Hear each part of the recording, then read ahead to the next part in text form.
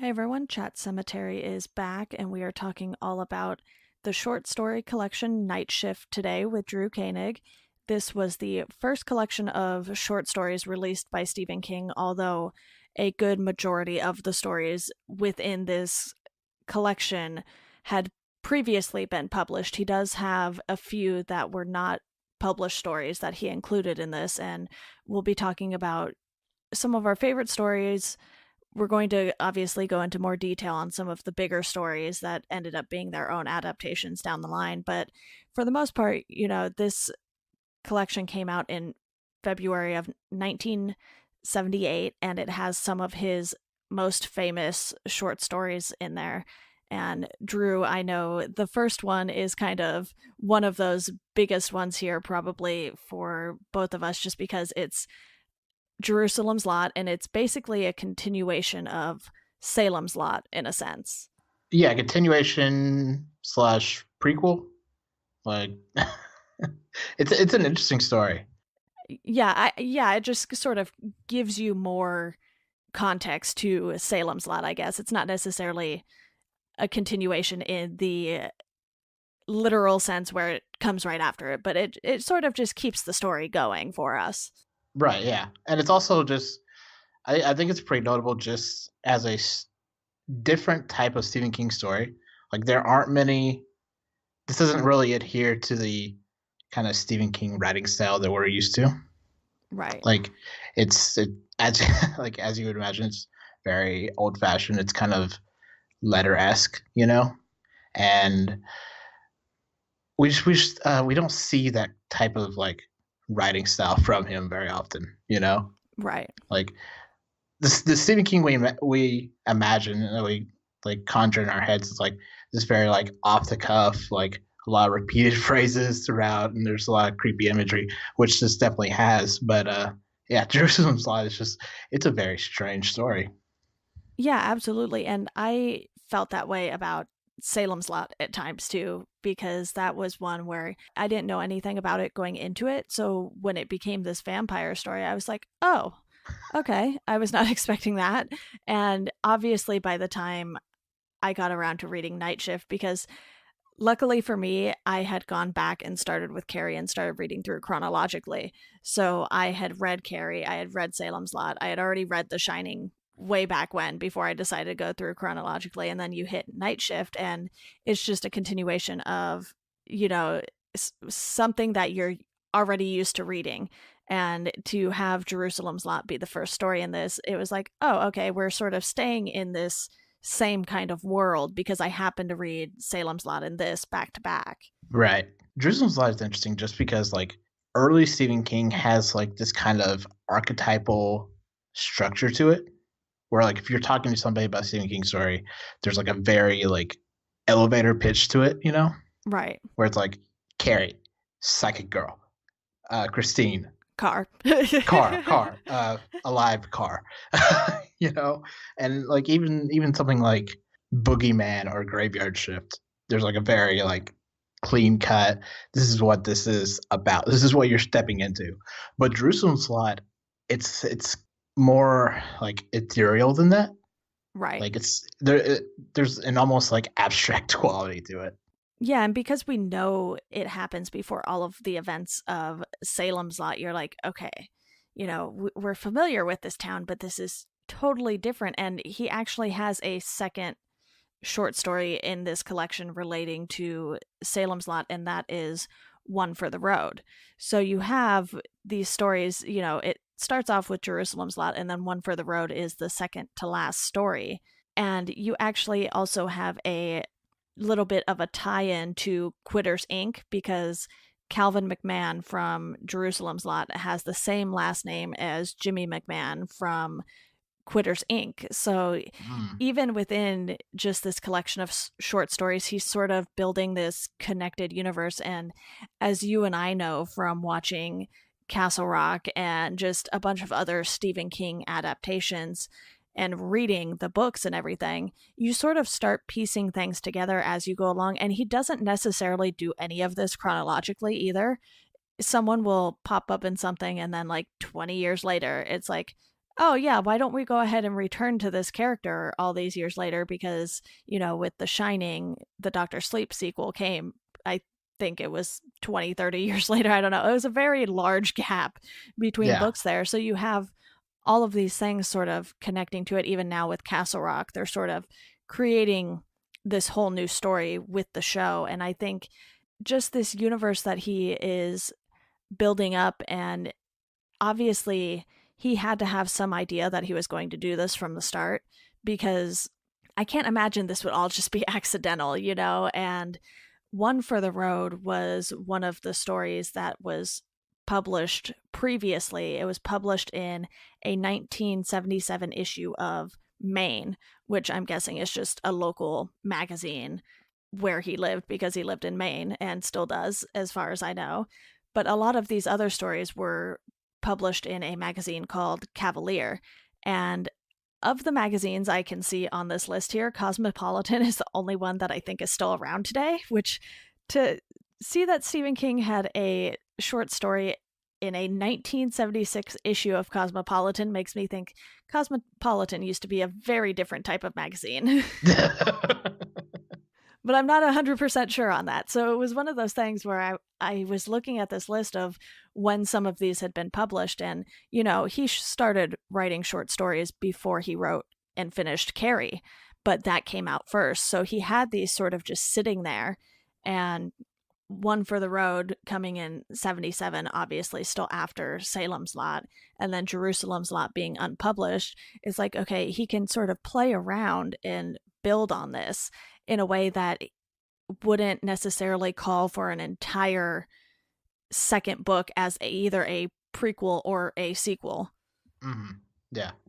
Well, just going back to what you were saying about like how like he published these things, like Children of the Corn was published in Penthouse. This is not the Penthouse that we think of today, Right. you know?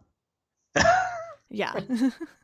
And I don't think most of these magazines would ever really take short stories like this today. I mean, I is Penthouse still around? I don't know. It's a men's magazine. I would not know. I'm guessing maybe that and Cosmopolitan are still around because they have their own like Wikipedia pages. So, all Yeah. I would also not know the answer to that. right, good to know it's not just me. So we can leave the listeners to go find out on their own. Yeah. But with One for the Road, too, you have this elderly resident as the narrator. So it takes on a different tone, so to speak, too, because in Salem's Lot, you're focusing around this character who is just returning to the town that he only spent a handful of years in when he was growing up as a kid. So he's sort of still an outsider, but from this, you're sort of getting more of an inside look at the town. And obviously in Salem's Lot you have the chapters that focus specifically on the town and everything, but I think it's nice to get a different perspective from a resident who had been there for so long, or next Mm, to Jerusalem's Lot for so long. He's actually in a town nearby, and I imagine when the towns are that small, you kind of still know and run into a lot of the same people from the next town over. mm. Well, like another part of that is like Stephen King was always really good about not in the rom com sense of the town as a character, but the town as like a antagonist. I think was something he's always driving at, Right. and so this kind of exploration of like these like small towns and what makes them tick, and the kind of insidiousness that exists within it, like whether it's in like uh Dairy with it or the various Castle Rock novels. There's always like this kind of like undercurrent of exploration of like the kind of silent danger that could exist. Right. And and this kind of Lynchian, like if you scratch at it, you'll see like this dark underbelly that you didn't quite expect, in a kind of Twin Peaksian way.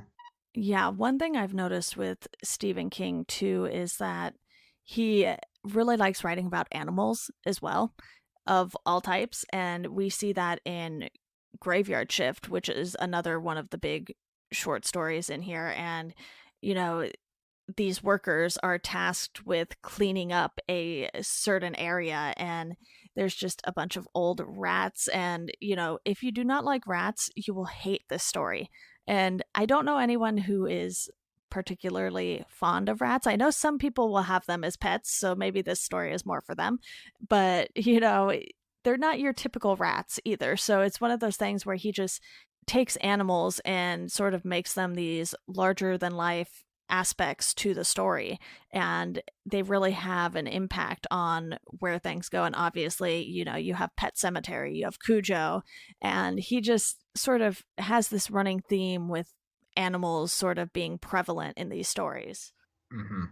Well, and he's also doing this thing where he's using this kind of conduit of like mutated rats, that these rats that shouldn't exist within nature.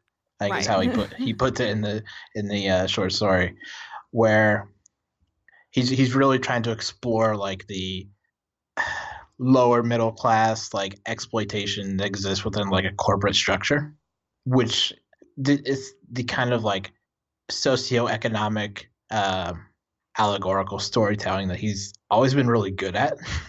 That he's always just like doing 1 degree below the surface, which I think really comes through with Graveyard Shift. Absolutely. Some of his stories, though, are a little more off the cuff. You have the Mangler, and Mm-hmm. it's a laundry machine that is killing people because it has been possessed by a demon. And it's like, okay, all right, I guess I can kind of get behind that.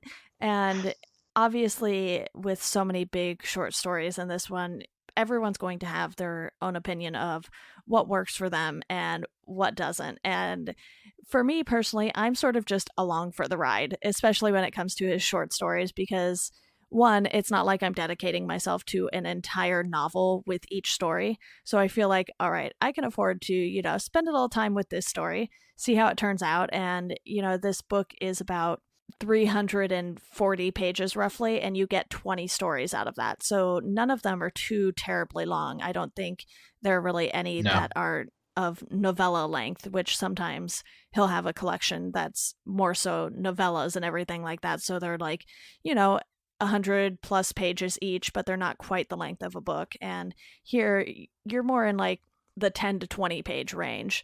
And even then, you'll get shorter ones and some longer ones. But for the most part, it's like, okay, you know what? I can take a chance on this story because it won't take me too terribly long to read it. And I feel like that's kind of how I felt with The Mangler. And I know this is another one that was adapted later. So I felt like this was one to mention. What did you think of this story? Is it sort of lower on your list of favorite ones in here?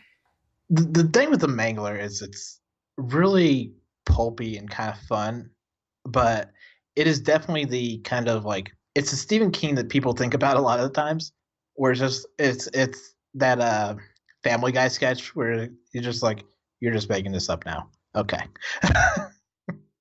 You're just not even trying at this point. Exactly. I know we want to talk about quite a few more of the stories, but I want to make sure that we get to our favorite stories here. So why don't you go ahead and give me a couple of your favorite stories from this collection? I think my favorite story would have to be the Boogeyman. In agreement with you there. I read that when I was like 17. I had a book on tape, which was terrifying, and it scared the shit out of me.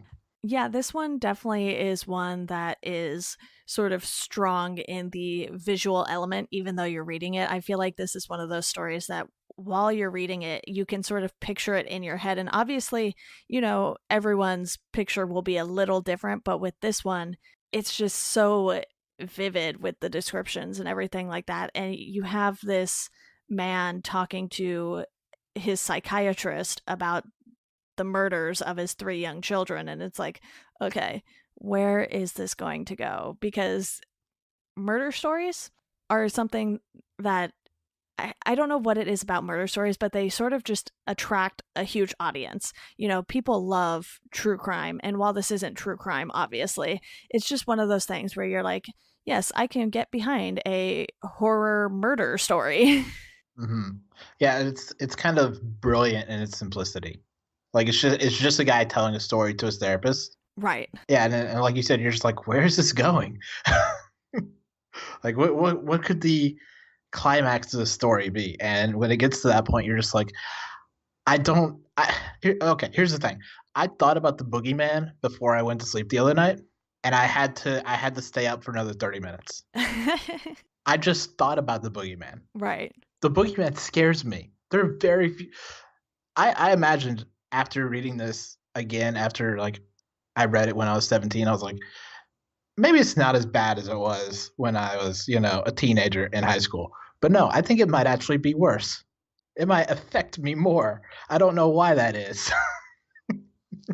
This is one of the stories that was also adapted to, but this one instead was adapted into a short, and I have not seen it. Have you? I have not, but I can imagine it's well suited to a short.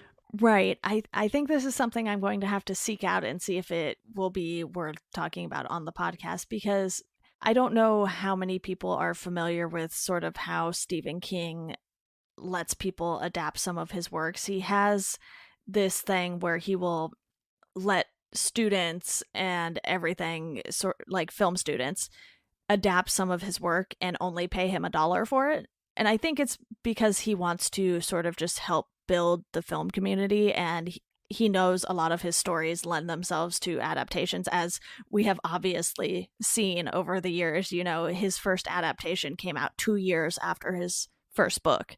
So right Hmm. from the start, his stuff has lent itself to just being on the big screen or the small screen. So I think it's a really cool thing that he does. And obviously, you're going to have some hits with the dollar deal and some misses, because I get the feeling that a lot of the Children of the Corn adaptations probably grew out of this dollar deal, because I literally think there are 10 Children of the Corn movies, and I don't know why. That's another story that's in here too. And, it's kind of fine as a story. It's not his best story by any means, but to have it, it's overkill at this point. Yeah, Children of the Corn is one of those things where it has taken on a life of its own, and Yes, like very much so. in a public consciousness kind of way, which almost doesn't make sense. Yeah, and Like this was when the you one in think about it. Penthouse. Yeah, yeah. Yeah, it's wild. So we are definitely in agreement that The Boogeyman is our favorite story from this collection. And, I really do like Jerusalem's Lot and One for the Road, just because of sort of the world building that they help do. And obviously, you have The Lawnmower Man. That's another one we should talk about, because that's another interesting story that was adapted. And it this guy hires a company to mow his lawn, and he never sees a person. And it's sort of like the lawnmower just has a mind of its own. And you're like, okay, what is happening with this lawnmower man? Who is this person? Is there a person? Are we even sure any of this is happening? Yeah. And then you get the adaptation.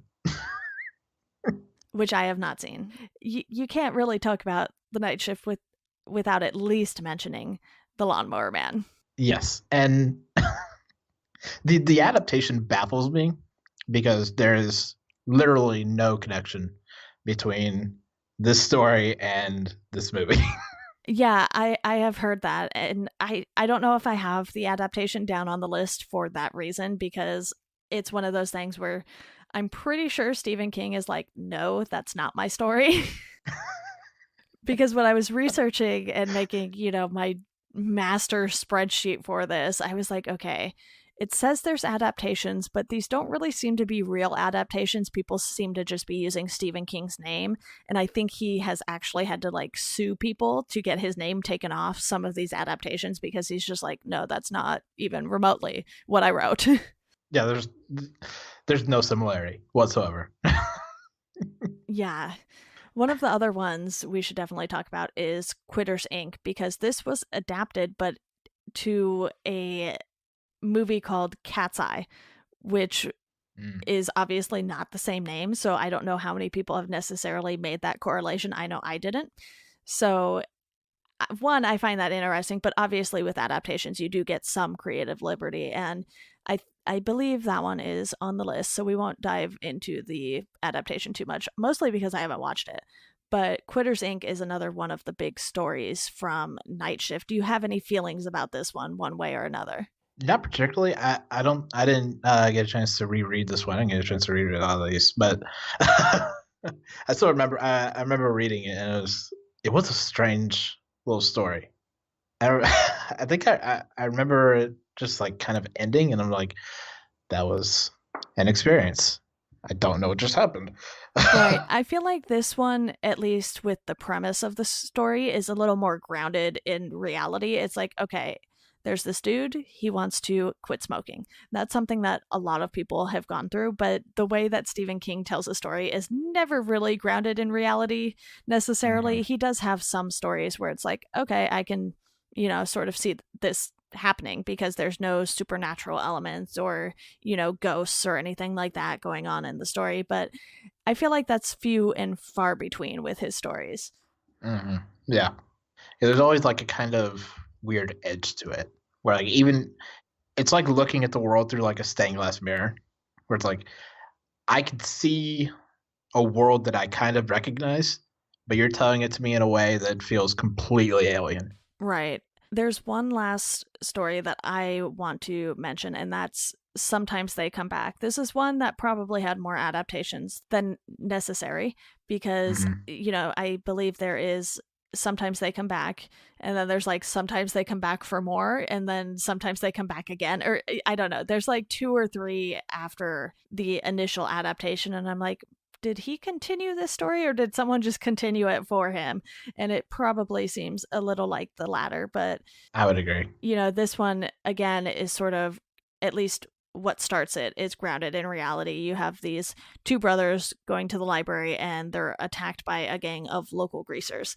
And it's like, okay, you know, one of the brothers is beaten to death, the other is able to get away. And that's something that you could see on the news today. Hmm. It's kind of crazy how that is still relevant to 2018, 40 years later. Yeah, which is often the case of a lot of the Stephen King properties, which is why there's not like a huge hesitation to uh, update them for the modern times. Right. I do think some of his stories, or a lot of them, actually age pretty well, aside from, some of the language that was used back then. Obviously, that's not something that would be used today necessarily. And Hmm. I think we've obviously seen that as he has continued to write short stories and novels and everything like that. Because if he hadn't progressed with the times as far as the language he was using, I don't think his books would be quite as popular today as they were back then if he kept going with that same language there and everything. But Yeah. one of the other things I want to discuss with you is just the idea of reading short stories versus full novels, because this is the first collection we've come across on this podcast. It's the first one he published. And obviously, there are several others that he does. So clearly, he has this need to write not only these gigantic novels like It, and some of his more recent books are pretty lengthy too, especially the later Dark Tower books. Those are ginormous.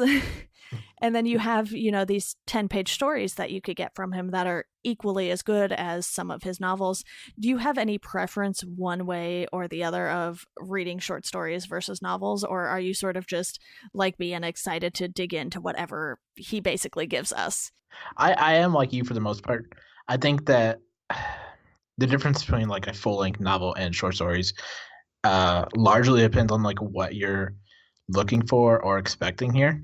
Like I remember on the podcast that I do, we talked about the It remake, and my co-host was saying that like she wants to get into Stephen King, but they're just so big. Like you said, they're huge books.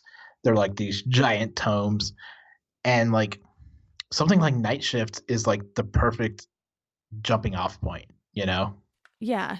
His earlier releases weren't nearly as gigantic. If you go into it starting with It, and I actually know someone who started with it, and it's like, wow, you picked quite the book to start with there. And I believe I started with either Cell, The Green Mile, or The Girl Who Loved Tom Gordon. I know I read those three Mhm. sort of close together because my mom had a bunch of the books, and I happened to get Cell at some point. I don't remember how or why, but I just remember it was like the only hardcover we had, so it kind of stood out, and it was in my room instead of with the rest of the books. But you know, it was one of those things where I sort of just picked what looked interesting to me, and I did typically go with something shorter because when my mom bought the Green Mile books, she bought them when it was serialized. So she has the 6 tiny books. So I was like, oh, look at all these little tiny books I can read. Yeah. Well, like I feel like Night Shift is like the perfect encapsulation of like what Stephen King is for the most part. Right. Like you have the ridiculous stuff like The Mangler, or you have like the more frightening stories like The Boogeyman or Graveyard Shift, or like the kind of weirder stuff like Lawnmower Man. Like I feel like it's just like an excellent primer. It gives you a wide variety of what kind of stories to expect from him because I know people who have watched some of the movie adaptations and they've had no clue that it was a Stephen King novel or novella first. And I think usually that happens with something like The Green Mile or Shawshank Redemption, just because they're not horror stories. And that's sort of what he is largely known for. And it's just one of those things where he knew he was going to be known for horror, but he was still going to write stories that he wanted to write, regardless of whether or not people would recognize them as his stories at some point, down the line with all of these adaptations and everything. And obviously, he then had the pen name of Richard Bachman, too. And he actually wrote Rage under that name, which technically came out before Night Shift by itself, but then it was included in a later collection. So I'm going to be talking about it with that. I know trying to go through this as chronologically as possible is a little difficult depending on which release dates you're going by for certain things. So I'm just like, okay, for all of the short stories, I'm just going by the collection release date because that's going to just make it so much easier on my brain here. And obviously, if I had tried to go through all 20 stories in Night Shift chronologically, that would have been a nightmare because there's stuff from 1969 in here, and then there was unpublished stuff that wasn't published until this book was published. So it's like, okay, then would I do all of those at the same time? I was like, I'm just going to do the whole thing at once, and that'll be that. And obviously, we haven't talked about every single story, but I think we've talked about enough of a variety to give anyone who hasn't read this an idea of what to expect. And for anyone who has read it, they probably know why we picked the stories that we picked to point out. Yeah, definitely. If you're going in this vein, I think like Nightmares and Dreamscapes is like an excellent like continuation of this. Right. I think it's slightly better. I'm not sure. I haven't read Nightmares and Dreamscapes in a long time, so I have not read it ever, so you would be a better judge of that than I would. A lot of these things I'm going to be reading and watching for the first time, but I had read enough of Stephen King and watched enough of the adaptations to know that this was something I wanted to dive into anyway. So I was like, let's make a podcast out of it because then I will get my butt in gear and actually get these things done. right. But yeah, he does have a lot of short story collections. This is the first of, I want to say, at least 10. And for a man who has a lot of books, that's also a lot of short stories and novellas to write. Yeah.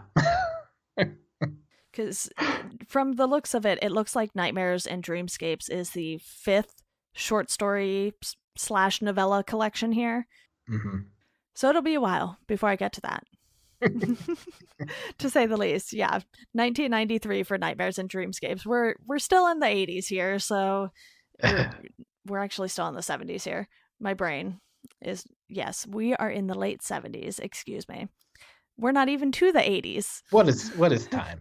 What are years? I wasn't born in any of these, so I don't know. Time is a construct. Stephen King would have you believe so. I was about to say that's such a Stephen King thing to say. Well, do you have any final thoughts on Night Shift? Are there any stories that you wanted to touch on that we didn't get to? Not particularly. This is way too late at night, and I've talked about the boogeyman far too much. I am going to be the reason you're kept up at night. I do want to quickly note, people will often talk about the first line of a book or the last line of a book, and his previously unpublished short story, The Woman in the Room, is the last story in the book. And the final sentence in that story is, while he waits, he watches TV and drinks a lot of water. And that is just like such a normal statement to end this compilation with. I thought it was funny going back and just looking at that real quick. I was like, huh, well, that's a way to end a thing. That is a choice, and I respect it.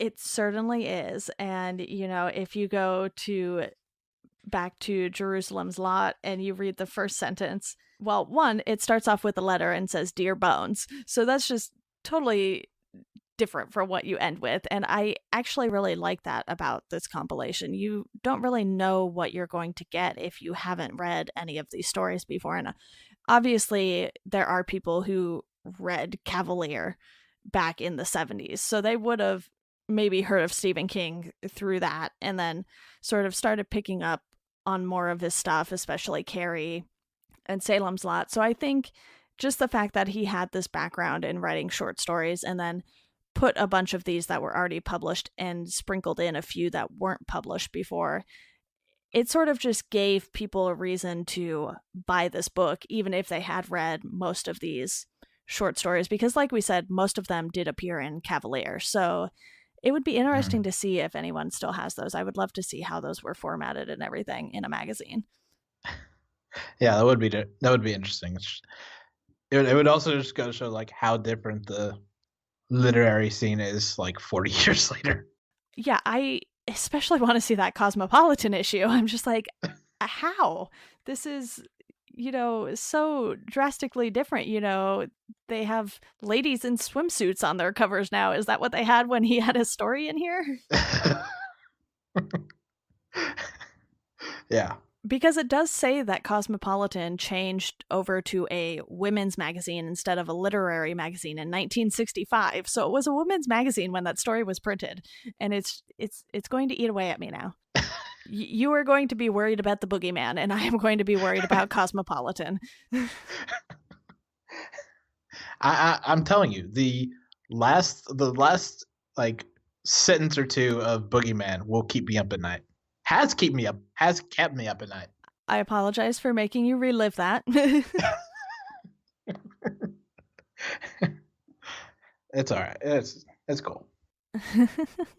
Awesome. Well, I think that covers it. We went a little off track there, but that's the story of pretty much all of my podcasts that I have ever done. So it was still on topic technically, though. It's not my fault his story was in Cosmopolitan. I did not put it there. I'll have you know, I've never gone off topic before in my life. There's no podcast out there to reflect that. None at all. None whatsoever. None whatsoever. Well, thank you so much for coming on to talk about this, Drew. We are definitely going to have you back on for some more episodes here. I have my work cut out for me, that is for sure. But thankfully, I have several people like you who are willing to come on and talk about these. I know you have some other topics claimed, but I might be in touch soon about some openings that we have, because I am trying to avoid gaps as much as possible here. Oh, I get it. Yeah. No, it is a pleasure. Well, I'm glad you had fun. Again, I apologize for the boogeyman discussion, but hopefully our listeners aren't going to be kept up at night with some of these podcasts here. They might be, but it's Stephen King. It's worth it, in my opinion. Yeah. I mean, nobody made me read the Boogeyman. I chose to read that. I remember the Boogeyman very vividly in my mind. This was a choice that I made. Absolutely. Well, that wraps it up today. And to the listeners, as always, thank you all for listening, and we hope you enjoy the rest of your day.